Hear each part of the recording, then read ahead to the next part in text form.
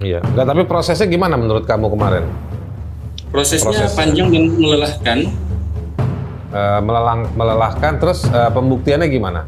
Apa yang dituduhkan ke kamu waktu di persidangan? Dituduhkan melakukan pencemaran nama baik dari 3 pasal Siapa di, dakwaan yang menurut didakwakan jaksa siapa yang dicemarkan? Nama baiknya si siapa? oknum pelapor, salah seorang oknum anggota, Siapa itu?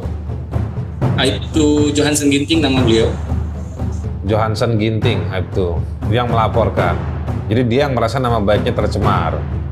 Beliau kalau kita lihat dari pemberitaan di media, masalahnya itu karena ada kata menunggak disebutkan atas mobil yang dia pakai. Saya sebutkan mobil yang dia pakai karena memang mobil itu secara kepemilikan bukan mobil beliau, karena kalau dilihat dari STNK yang beredar di media, mobil itu atas nama anaknya, Jody Anggara Ginting. Oke. Jadi kebetulan mobil itu beliau pakai dan beliau juga yang melaporkan, dan ini sempat juga kita protes di persidangan karena seharusnya undang-undang ITE itu merupakan delik aduan, yang melaporkan seharusnya yang menjadi korban. Karena di dalam video itu kami tidak menyebutkan nama, seharusnya yang kami sebutkan kan hanya nopol kendaraan PK 1212JG. Seharusnya yang merasa menjadi korban adalah pemilik mobil tersebut. Makanya kemarin kami sempat sampaikan keberatan juga di persidangan, kenapa yang melapor bukan pemilik mobilnya langsung gitu. Indonesia dimana hukum berada.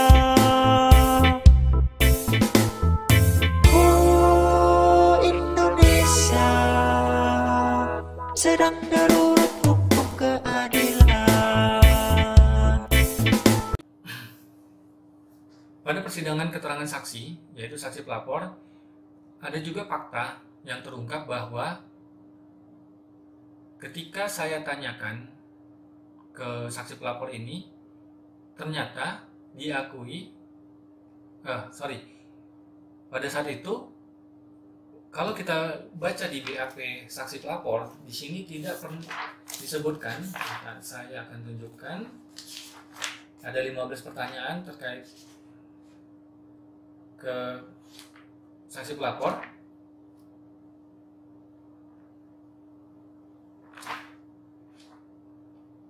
Mana ya? Di sini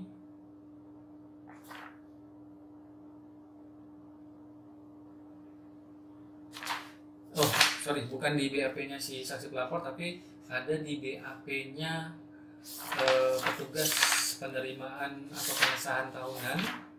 Kita lihat di sini. Nah, di sini di poin ke berapa ya?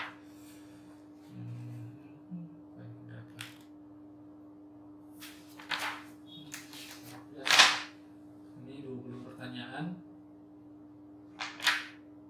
Nah, ini di poin ke-17, bagaimana proses pembayaran pajak di kantor Samsat Jalan Putri Hijau, Kecamatan Medan Barat tersebut? Jelaskan.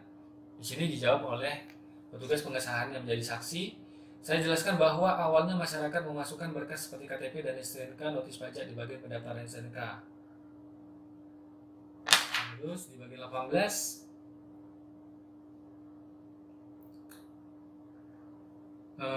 pada saat itu saya langsung yang mempertanyakan ke saksi ini, berdasarkan keterangan yang saya dengar ketika PH menanyakan beberapa hal ke saksi itu, tidak pernah menyebutkan bahwa si saksi pelapor ini melampirkan juga surat kuasa. Karena itu saya mempertanyakan, kenapa si saksi pelapor yang bukan pemilik mobil melakukan pembayaran pajak mobil anaknya tanpa menggunakan surat kuasa, dan itu jelas-jelas tidak disebutkan di dalam BAP.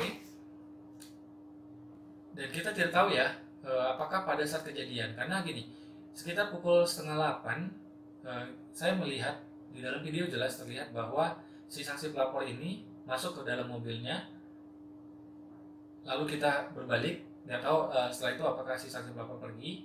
Tapi yang jelas dari keterangannya, dia melakukan pembayaran pajak pukul 9 pagi itu. Apakah pada hari itu menggunakan KTP siapa, gitu ya. Di sini tidak dijelaskan yang dilampirkan itu KTP siapa, tapi pada saat di persidangan kemarin tidak menyebutkan KTP itu KTP anaknya. Dan yang jelas tidak ada melampirkan juga surat kuasa, baik itu terhadap perpanjangan pajak maupun terhadap pelaporan ke penyidik. Ini fakta yang terungkap di persidangan kemarin. Coba lihat di keterangan atau pada BAP saksi yang bekerja di bagian pembayaran pajak PT Bank Sumut.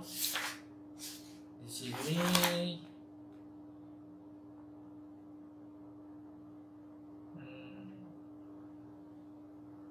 ini poin nomor 16, keterangannya sama persis dengan saksi sebelumnya.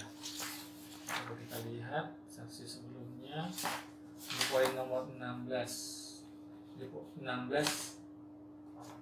16 sama 17. Jadi keterangan dari saksi Amelia di poin nomor 16 atas pertanyaan yang sama itu jawabannya sama persis dengan poin 17 pada saksi melakon yang bekerja di bagian pengesahan tahunan. Jawabannya sama persis, ya.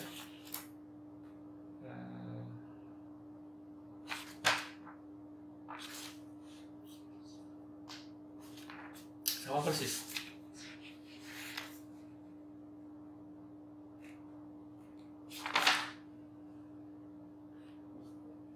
Nah, di persidangan kemarin saksi ini hanya menyatakan bahwa menerima hanya STNK dan KTP, ya, tanpa surat kuasa.